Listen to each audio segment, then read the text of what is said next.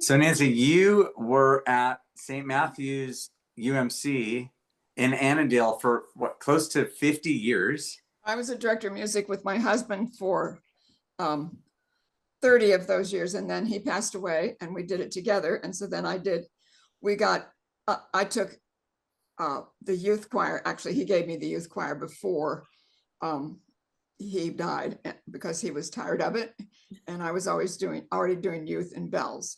And he said, Nancy, you're okay with youth, because I used to say when I started the bell program, I don't ever want to teach high school kids because they make me nervous and they have attitudes.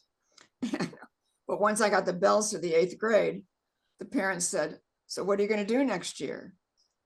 I said, oh, I'm going to teach the bells.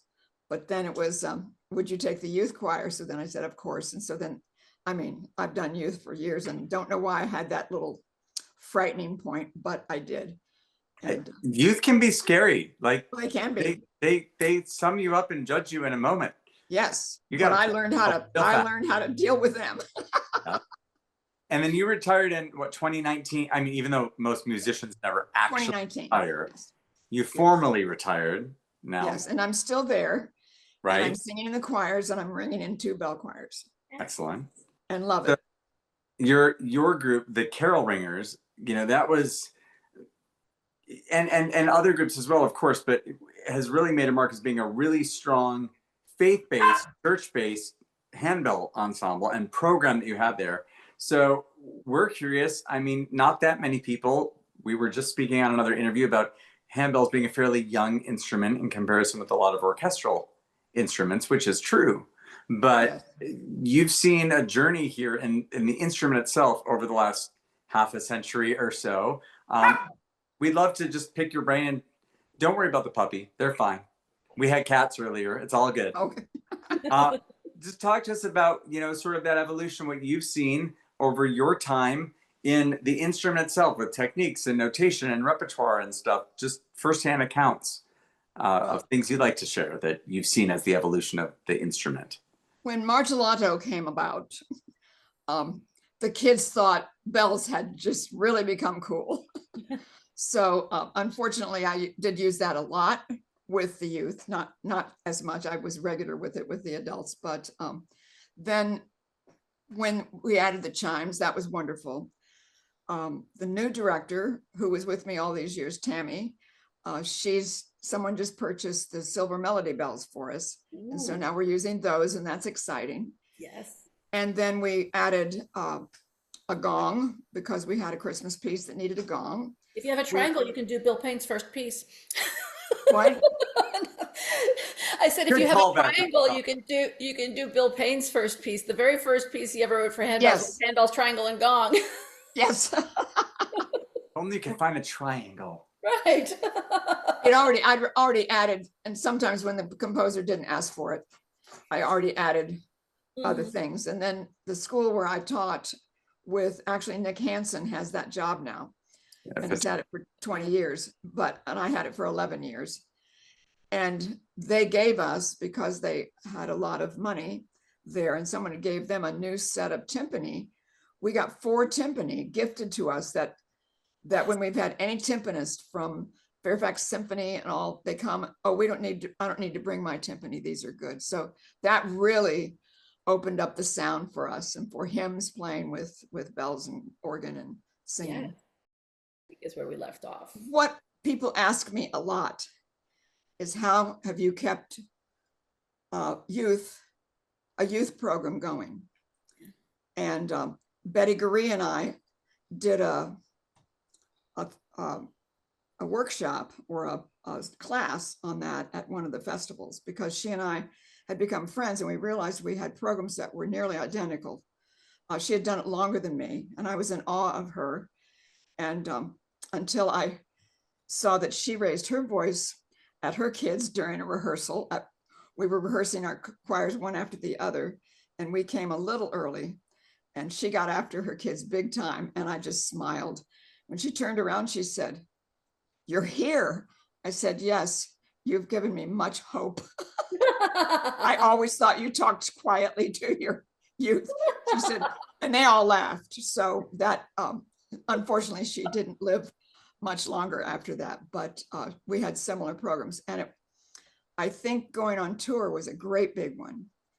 And then fortunately, I live in a wonderful area with the Kennedy Center nearby. And in 1981, 3 years after I started children, and then there were youth, we auditioned for the Kennedy Center to play just in the hall. Then about 10 to 15 years later, they started the Millennium Stage.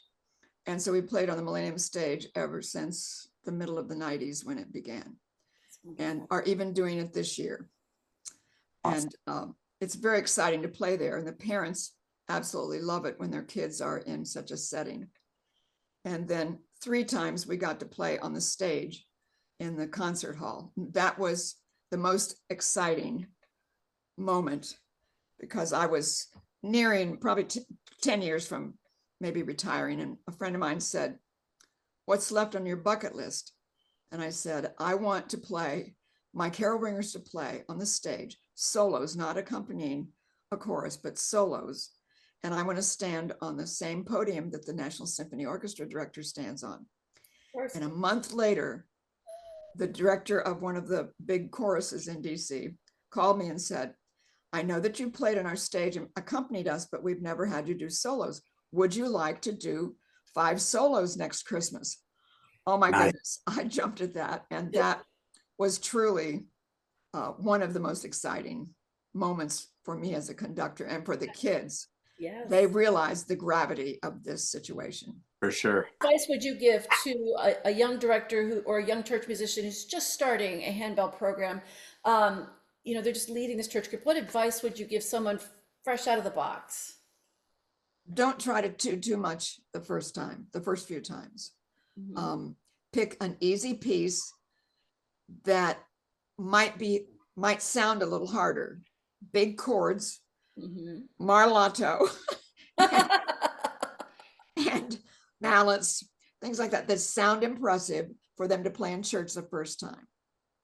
And don't correct their ringing very much the first few rehearsals if they're brand new and the kids are brand new.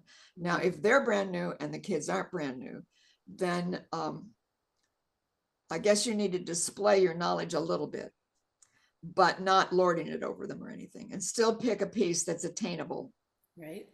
Or 2 pieces for the first, and only pick 3 anthems for church. If you're doing a church choir, 3 anthems, one for September, October, November, and then teach the Christmas music. If you haven't completed running through every Christmas piece by the end of September, you're too late. Wow. Our first festival was the 25th anniversary of AGEHR in 1979 in Maine. 1,200 people. I'd never been to a festival before, didn't know anything. Brought this group of 9 youth, grades 6 through 9. Mm-hmm. And everybody, Donald Ayered was the director. They didn't have a place for us on the floor. Helen Flanagan goofed. Oh no. And they put us in 3 different dorms. And so I had to change that around because you can't chaperone. I just hadn't done this before. Right. And I thought it was the most miraculous sound, though, that I'd ever heard in my whole life. And people played solos. After the first solo, the kids came to me, "Can we come again? Can we come next year? Can we play a solo?" So the next fall, that would be 80, Hart Morris came out with the first Carol of the Bells. It was a really great arrangement. Yeah, we played that with my kids. And it got so good that I decided that would be our solo piece. And then we were supposed to play 2 at that time. You played 2. So we did a piece by Martha Lynn Thompson that I know exactly what it is, but I can't get the words out. Anyway, we were last on the program of that concert, and we were scared to death. Martha Lynn had come in and heard her piece, and she said to me, "How do you have your bells set?" I said, "What do you mean?"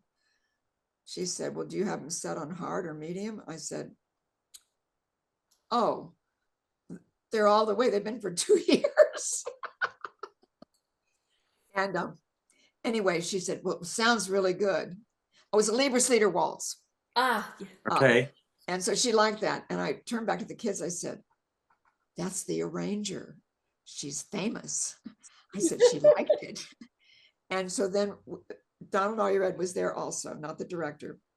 And he was in the audience. We played the Liebeslieder waltz, and then we played Carol the Bells. And it was like magic. I couldn't believe it. It was perfect.